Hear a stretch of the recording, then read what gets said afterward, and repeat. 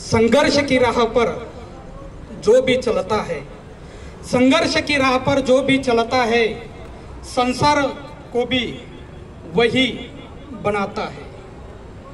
जिसने जीत ली रातों से जंग, जिसने जीत ली रातों से जंग, अंत में वही सूर्य की तरह निकलता है।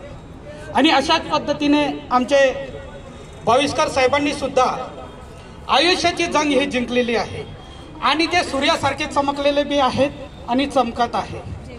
तर खरं तर भाविस्कर साहेब हे 30 वर्षापूर्वी अतिशय जिद्दीने मेहनतीने चिकाटीने त्यांनी ही लेखापालची नोकरी मिळवलेली होती आणि 30 वर्षामध्ये अतिशय सामाजिक कौटुंबिक सलोखा त्यांनी जोपासला पण आहे आणि अतिशय भाविस्कर सरांनी सुखदुःखाचा पार करीत त्यांनी अतिशय व्यवस्थित त्यांनी नोकरी सांभाळली पार पाडली, त्याबद्दल त्यांचे मनापासून अभिनंदन।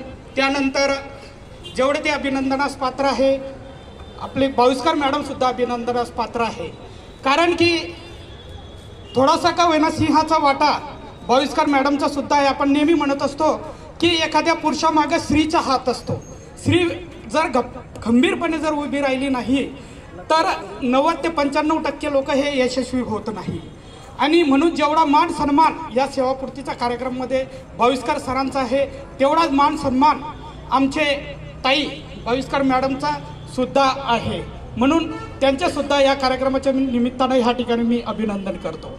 खरं तर आमचे हे संबंध आजकालचे नाही तर 40 वर्षापूर्वीपासून आमचे संबंध आहे, कारण की आमचे जे पारधी गाव आहे त्या पारधी गावाचे ताईचे वडील हे स्टेशन मास्तर होते आणि स्टेशन मास्तर असल्यामुळे आमचे कौटुंबिक संबंध होते, आमच्या घरी येणं जाणं कंटिन्यू चालू राहायचं आणि विशेष म्हणजे माझी मोठी ताई आणि हे ताई एकच वर्गात होते, एकच क्लासमध्ये होते, नेहमी येणं जाणं चालू राहायचं। त्यावेळेस मी पाळण्यामध्ये होतो आणि अशीच गोष्ट हे सेवापूर्तीची गोष्ट जेव्हा मी माझ्या बहिणीला सांगितली, मोठ्या बहिणीला, की बाबा सेवापूर्तीचा भाविस्कर फॅमिलीचा कार्यक्रम आहे, तर बहिणीनं मला सांगितलं की सर्व काही कामं सोडून पहिले तू भाविस्कर फॅमिलीचं हे कार्यक्रम अटेंड कर आणि अशा पद्धतीने ह्या ठिकाणी मी आलो। खरं तर मला सुद्धा यांनी आमंत्रित केलं, म्हणून मला सांगावंसं वाटतं की जहाँ अपनों की याद ना आए, जहाँ अपनों की याद ना आए वो तन्हाई किस काम की, जहाँ अपनों की याद ना आए वो तन्हाई किस काम की, बिगड़े रिश्ते न बने वो खुदाई भी किस काम की। बेशक हमें अपने मंजिल की ओर जाना है, बेशक हमें अपने मंजिल की ओर जाना है, पर जहाँ से हमारे भाविस्कर सर जैसे फैमिली वाले लोग भी ना दिखे वो हमारे ऊंचाई भी किस काम की, हो हमारे ऊंचाई भी किस काम की। मित्रांनो, रिटायरमेंट बदल्या हे काही आपल्यासाठी नवीन नाही। आता भाविस्कर सर रिटायर झालेले आहेत, अगोदर भरपूर लोक रिटायर झाले, पुढे पण होणार आहेत आणि मला सुद्धा याच्यातून जायचं आहे। तर हे काही नवीन गोष्ट नाही, परंतु आपण एवढी वर्ष त्या ठिकाणी घालवली, सोबत उठणं बसणं खाणं पिणं या साऱ्या काही आठवणी या कधीच मिटू शकणार नाही। एक गोष्ट मात्र निश्चित आहे की या धर्तीवर ज्याचा जन्म झाला आहे त्याचा मृत्यू सुद्धा अवश्य तो टळणार नाही। आणि दुसरी गोष्ट म्हणजे ते तुम्ही कुठे ऐकली नसणार की जो व्यक्ती गव्हर्नमेंट सर्व्हिसला आहे किंवा कुठं परमनंट आहे, मध्यंतरी त्याचा जर मृत्यू झाला नाही तर त्याचा सुद्धा रिटायरमेंट हे अटळ आहे। मित्रांनो, मी मगाशी सांगितलं की आठवणी या नेहमी येत राहणार, नेहमी मरेपर्यंत स्मरणात आपल्या राहणार, जोपर्यंत शरीरात जीव आहे तोपर्यंत त्या मिटू शकत नाही।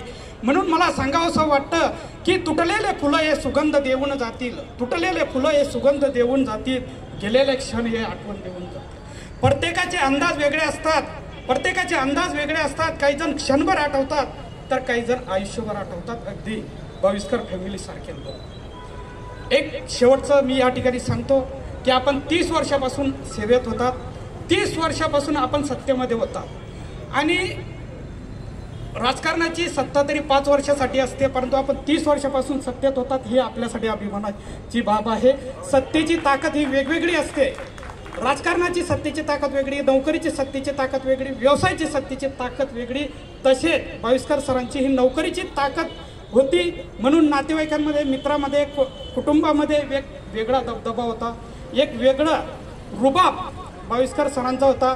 परंतु आता काळानुसार जशी सत्ता संपुष्टात आली तर काळानुसार आपल्याला सुद्धा मलिनता ही घ्यावी लागते. मला एवढं सांगायचं आहे की 2 गोष्टी सांगायच्या आहे की प्रत्येक दिवस याच्या पुढं प्रत्येक दिवस प्रत्येक क्षण हा आपला आनंदात गेला पाहिजे, हसत खेळत गेला पाहिजे. आणि दुसरी गोष्ट म्हणजे सर्व काही करत असताना आपण आपलं शरीर स्वास्थ्य हे चांगलं जोपासलं पाहिजे, कारण की पुढं कसे दिवस येतील हे काही सांगता येत नाही. कारण की पहिले वयस्कर लोकांचं घरात ऐकत होते, परंतु आता तो काळ राहिला नाही. परंतु भाविस्कर फॅमिलीचं सारं व्यवस्थित आहे असं मला वाटतं. परंतु हे जनरली गोष्ट मी या ठिकाणी करतो आहे. आणि एवढं आता आपण भरपूर काही मेहनत घेतली, भरपूर काही मुलांचे लग्न केलं, घर घेतलं, प्लॉट घेतला, अजून पुढं काय असणार आहे ते मला माहीत नाही, नंतर मी विचारतो सरांना. तर भरपूर काही केलं सरांनी. तर आता फक्त आपण आपल्यासाठी जगायचं आहे. आणि असं काही समजू नका की तुम्ही रिटायर होणार आहे. तुम्ही एवढं जे कमवलं आहे समोर दिसतंय आणि तुमचे स्टेटस पण मी बघतो, तिथं पण भरपूर काही लोक होते. आता एवढं लोक आहे म्हटल्यावर तुम्हाला कसलीच काही कमी नाही. म्हणून एक शेवटचं या ठिकाणी सांगू इच्छितो की हम हवा नहीं जो खो जाएंगे, हम हवा नहीं जो खो जाएंगे, हम वक्त भी नहीं जो गुजर जाएंगे, हम मौसम भी तो नहीं जो बदल जाएंगे, हम तो बस आपके सच्चे रिलेटिव और सच्चे दोस्त है, जो सुख और दुख हमेशा के लिए हम आपका साथ निभाएंगे. आणि पुढील भविष्याच्या वाटचालीसाठी या ठिकाणी मी शुभेच्छा देतो. खरं तर माझी ड्युटी आहे, परंतु सामाजिक कौटुंबिक सलोखा हा सुद्धा जपणं गरजेचं असतं. एवढं बोलून मी त्यांना पुढील भविष्याच्या वाटचालीसाठी शुभेच्छा देतो. जय हिंद, जय. Thank you so much sir.